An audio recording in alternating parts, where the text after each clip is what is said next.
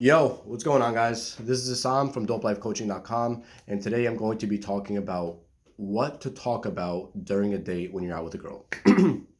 Now, I had a client a couple of days ago. He was dealing with this issue. He was out with a girl he was really interested in, and because he's really new to this and he's, fairly young as well, he doesn't really know what to talk about during a date. And the thing is, he was out on a date a couple days prior to that, and he was talking to me about it, and he kind of choked up when it came to a couple of his questions. And it wasn't too awkward and it wasn't that bad, but it just wasn't as fluid as it would have been with someone who's actually really experienced, or when it comes to, let's say, his friends. It wasn't too fluid of a conversation. He kind of felt like it was a bit robotic, but him and her are still talking. So there are a couple pointers, and we are going to get into them right now. But if I had to sum up this entire video into just one word, literally, or one sentence, it would be whatever comes to your mind. You literally talk about whatever comes to your mind. That's the most effective way when it comes to interacting with girls and talking about whatever you want to talk about, as long as it's interesting, because I assume that if you want to talk about it, it's interesting as is. And that's the simplified version of it. But for those who are not too experienced, let's get into details right now for more detail for whoever wants to improve their skills. So the first thing is, we don't want to script. The last thing you want to do is script. Like, if you have a couple of questions memorized, or you have a paragraph you want to ask her that's memorized, do not do that. It comes off, number one, as robotic. Number two, it comes off that you're inauthentic and you're just saying something that someone else told you, and she's going to pick up on it. And if she does pick up on it, it's not going to be fun, because it's going to make you seem like you're just weird or you're creepy. And why would you want to do that to begin with when you could avoid it? Right?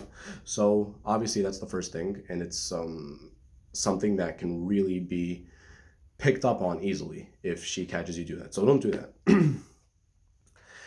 What I find really interesting is, when I'm out on dates, and what I advise my clients to do is, when you're out on a date with a girl, you want to talk about things that are interesting in your life, things that are keeping you busy right now, and things that you just love. And even if you're not doing them to the fullest extent as you wish you should be, just hype it up a little bit, just so that it looks like you're having extra fun. Because when you do that, she's going to be like, oh, wow, what am I missing out on?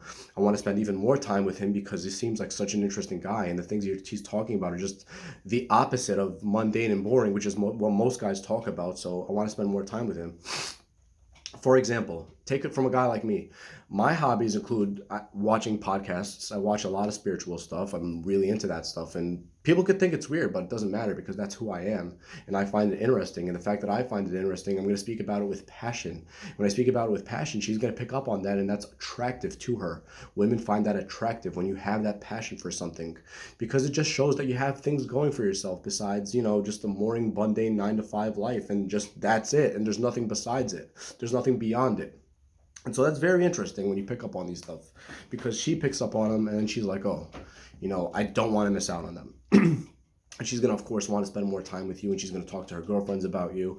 Oh my God, he's so different. He's this, he's that. And, you want that, don't you? Yeah, exactly. So that's the first thing. The second thing is, in my opinion, obviously this is just personal preference, you don't have to do this, but I'd recommend you talk about larger than life things. You could talk about why, I don't know, why you would like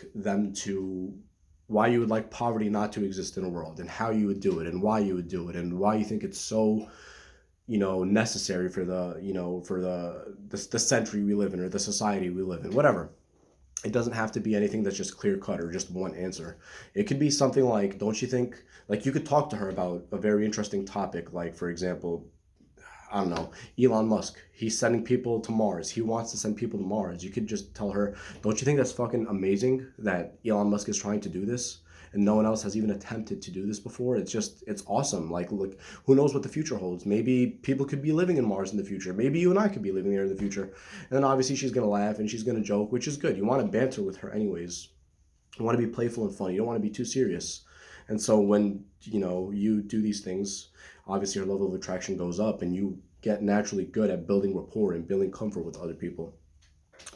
Another thing that, in my opinion, is very, very, very, very powerful, and this is more than likely not going to be in the first date, But when you're talking to her and the conversation gets a bit sexual, or if you're both of you guys are just, kind of throwing in sexual innuendos, quickly switch the conversation back to something completely different, like back to the larger than life, talk that we were just talking about, sending people to Mars and all that stuff. That's going to throw her off guard. And then also it's going to come off that you're not thirsty, and that she's going to be like, wait a minute, this usually doesn't happen to me. Usually I'm the one who's trying to blow the guys off from talking about just sexual talk. And she's going to find that really attractive, and she's going to be impressed if you pull this off the right way. Like, for example, you could be talking about, I don't know, she could be talking about the last time she had sex or whatever, and you could obviously, do the same thing. And then you could be like, oh, like you're just gonna have to be punished for being a naughty girl. I mean, this is insane. And then she could giggle, and then right after that, you could just switch it to something completely different about, whatever talk about life or whatever goals you have for the world we live in, or for society, or how you can make society a better place. That's one thing. Another thing is, if you're talking to her and you guys are getting a bit physical, if it's in a public area, and let's say you're like touching each other's hands, you're like, she's playing with your hair, you're playing with her, she's stroking your beard or whatever, you could just, switch the topic and be like, okay, let's go somewhere else. And you go to the next place, and it's not sexual anymore. It's a bit, you guys are obviously like maybe holding hands, but it's not as sexual and as physical. And that's going to come off, you're going to come off as non-needy, which is very, very, very attractive to women, because they're not used to that, most of them, especially the really attractive ones. Do that and you're gold. Do that and you're gold, I'm telling you right now. So that's another thing. What I've found that's also extremely powerful in terms of the long run, not just the short run, is when you're talking with a girl, talk with her and joke with her like you've known her forever. Create inside jokes, create nicknames, and like just talk and joke with her like you've known her for years. And that subconsciously within her and within you too, it's going to build the rapport, and it's going to make you guys feel like you're very comfortable with each other, and that you've known each other forever, because you're talking like people who joke with each other all the time and who have known with each other forever. And so that's going to be really powerful in her mind, and she's going to be like, I just want to talk to him again. Like, I feel like I've known you for such a long time. And I've gotten that a lot because I'm experienced, and I've pulled this off the right way. And of course, if I could do it, of course you could do it. So I'd highly recommend you do that. It's very powerful. It's a very easy way to get her to let her guard down in terms of everything, and for a good connection to flourish, possibly, if you see that she's the one for you. So that's extremely powerful as well. Another thing is interesting, open-ended questions. When you're out with a girl on a date and you're asking questions, you don't want it to seem like it's a fucking interview. You don't want it to be like, oh, all right, so, where do you live? Oh, okay, the east side? Oh, all right. How many siblings do you have? Oh, two, okay. What's your favorite color? That's just like a fucking interview. She's going to feel like her guard's going to be up, and she's probably going to be like this, because she's uncomfortable. People usually do this when they're uncomfortable.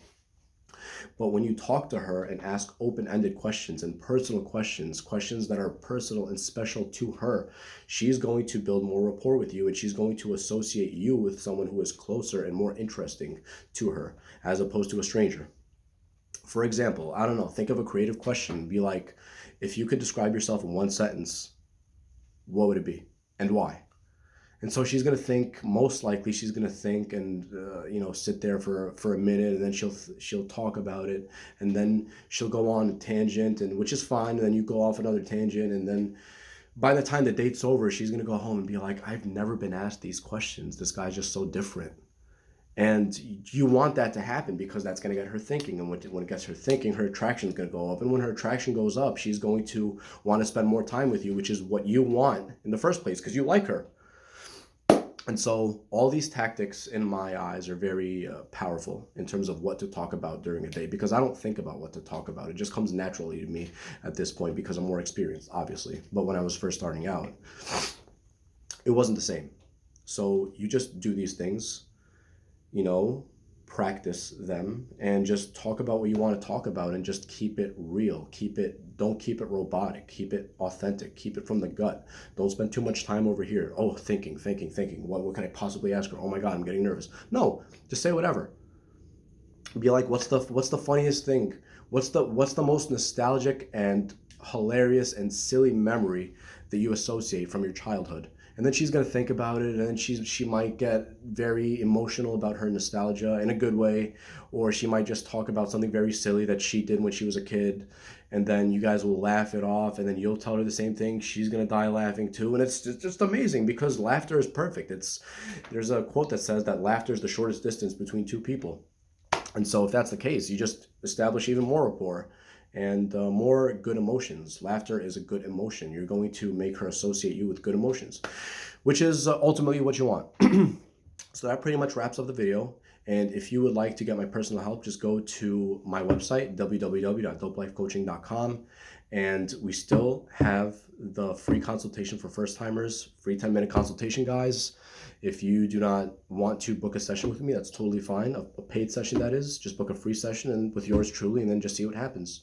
And obviously, there's also options for paid sessions, and choose what's best for you with yours truly, and I will be able to help you. Take care.